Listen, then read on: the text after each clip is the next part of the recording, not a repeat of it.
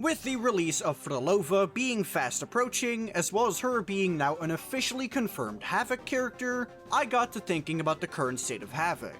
And to be honest, while there is some gems keeping the entire element alive, if it weren't for those, Havoc might honestly have some of the worst characters in the game. So I wanted to talk about how that might have become the way it is. So first I want to talk about Havoc's initial state, and then I wanted to talk a bit about each consecutive release and what it meant for the element. Starting with the initial state back during 1.0. And honestly, 1.0 might have been the best Havoc has ever been, because we had some of the best characters in the game being Havoc. Everyone who's been playing since release knows how much the community completely loved Havoc Rover for basically carrying their accounts. Havoc Rover as well as Don Jin was one of the strongest combinations in the game at that time. This is partially because Havoc Rover has some of the best damage output at lower investments in the entire game. During launch, obviously we were working with lower levels on our forte, as well as worse echo stats and worse weapons. But because Havoc Rover is obviously a sword character and gets a very large amount of damage through the Dreamless Echo, they were able to circumvent a lot of the problems that people were facing at a lower investment. Because Havoc Rover is simply one of the best DPSs in the game if we're talking really low investment. And it certainly didn't hurt that one of the best teammates in the entire game for the Havoc Rover was another 4-star character in the form of Don Jin. Don Jin was already famous during the beginning of the game, considering how many people wanted to main her. Dreamless was also bugged during that time. Dreamless has an effect where the echo damage gets increased after the Havoc Rover uses their liberation. This effect was supposed to only work on Havoc Rover, but it worked on anyone in the team as long as Havoc Rover used their ultimate. So if you use double Dreamless on Havoc Rover and Don Jin, this was one of the best ways to push out a lot of damage in very quick succession in the early game. And even when we got to the point when we were fighting the higher floors of the Tower of Adversity, double Dreamless was still one of the top strategies being employed. And that was during launch, when we were working with only the second sequence of the Havoc Rover unlocked. We got the S6 gradually over time, so players who are just now starting out get an even stronger double Havoc team than we did. Now obviously the game hasn't stayed static since launch. HP in Tower has increased, as well as the fact that there have been better DPSs to release, as well as the double Dreamless bug eventually getting patched. But I still consider Havoc Rover to be one of the best free-to-play DPSs in the entire game, if not the best. Now I've talked a lot about Havoc Rover and Don Jin, but I didn't really talk a lot about Thundah because honestly, even at launch, no one was using this character. Everyone realized that her rotation was simply way too long to be worth using. It didn't help that on launch, we didn't really have a good skill-based DPS either. But even when we got one in the form of Jinshi, she ended up really wanting coordinated attacks, which meant Yinlin ended up being her best in slot on her release. So essentially, Thundah didn't have a job.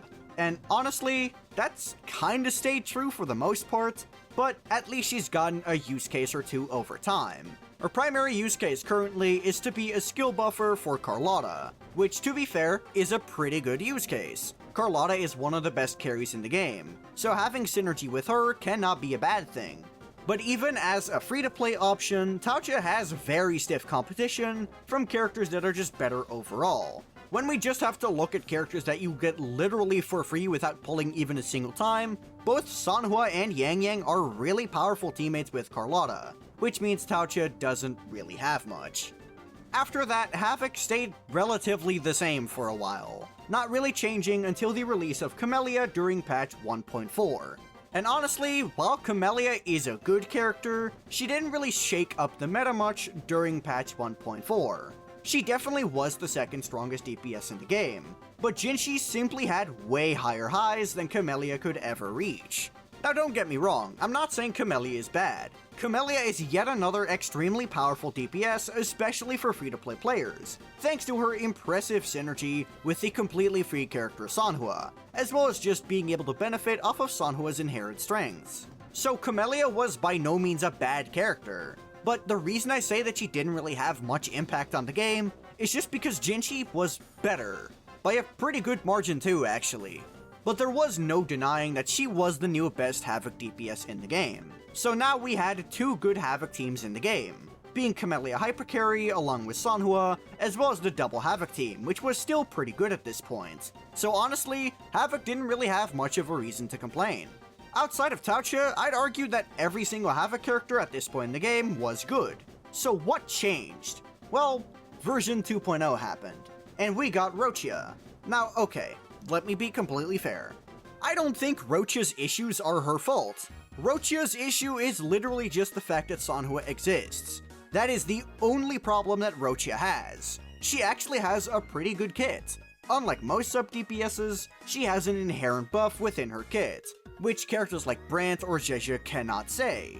She has some of the best grouping in the entire game, which actually makes her pretty valuable in AoE scenarios. However, because the DPS she was designed for already had some of the best AoE in the entire game, this ended up being not that relevant, especially considering the fact that during 2.0, Whimpering Wastes did not exist yet, and thus AoE was not as important as it is today. And thus, Roccia ended up releasing as an incredibly underwhelming character, someone who you only really pull for if you're willing to invest and really like your Camellya. Or you just really like Roccia, that's also completely valid. It didn't help that the banner right before this was one of the new best carries in the game, being Carlotta, the only character since Jinshi's release who was able to really compete with the title for best DPS in the game. And in my opinion, she did end up succeeding, being the new best DPS at that time. So ultimately, Roccia ended up just not really changing anything in the meta.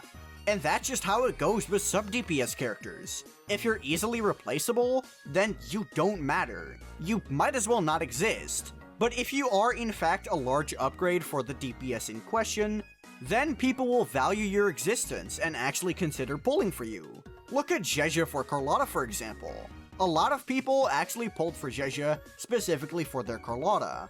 However, pulling for Roccia specifically for your Camellya simply is not that good of an idea. So unless they release another character who uses Roccia and actually cares about some of the qualities that Roccia has to offer, she will forever end up being in a limbo where she technically isn't a horrible pull, but it's really not that advisable to get her ever.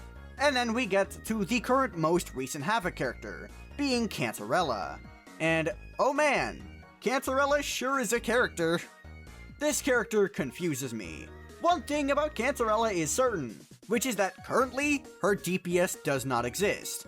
Oh, we're getting a Havoc DPS character literally next update? I wonder who she's going to use. All jokes aside, Cantarella is currently one of the very few characters that I'm willing to say is genuinely without any value. Cantarella does not exist for any reason in the current state of the game, and I'm honestly baffled that they released her all the way back during version 2.2, and she still doesn't really have a team in which she's good. I mean, sure, she does function as a Jinshi support, but she's worse than Yinlin and Zhezha, as well as comparing to 4-star options like Yuanwu and Mortefi. So ultimately, if you're pulling for Cantarella, you're pulling her for her design. Cantarella, much like Roccia, ends up falling into the trap where she's not really a big upgrade for anyone. But in Cantarella's case, she's straight up not an upgrade for anyone in the game. She's not best in slot in any single team, except for maybe Donjin Hypercarry. But let's be honest, if you're enough of a Donjin fan to play her Hypercarry, you're probably soloing her. But that brings me to the final thing I wanted to talk about, which is the fact that, clearly, Havoc is not the problem here. It is just the characters that they've been releasing for Havoc being extremely underwhelming. And this can be solved, actually. Cantarella is most likely going to be the best in slot buffer for Phrolovawuwa. I am very certain of this fact. So that's 1 out of 2 identity crises solved, but how do you solve Roccia? She already has her best in slot DPS, so how can you give her more value without just straight up annihilating the entirety of Camellya? And honestly, I'm not really sure. I don't know what route Kuro Games is going to take with Roccia. Maybe they're just gonna let her be in the pits forever, who knows. But the fact that both of the lowest value characters within the entire 2.x era are of the Havoc element is kind of a shame, especially considering the fact that almost every other element is pretty relative with the other elements. In my opinion, Electro is currently in the worst spot, but, you know, maybe they'll get to them eventually, who knows. And I truly do believe that Phrolovawuwa will be the character that will allow Havoc to be on par with the other elements again. But that's just my opinion. Let me know what you think in the comments down below. And while you're down there, be sure to like the video and subscribe to the channel. If you have any questions, join my Discord, which is linked in the description. If you just want to see more of me, check out my second channel, which is also linked in the description. But that'll be all from me. Peace.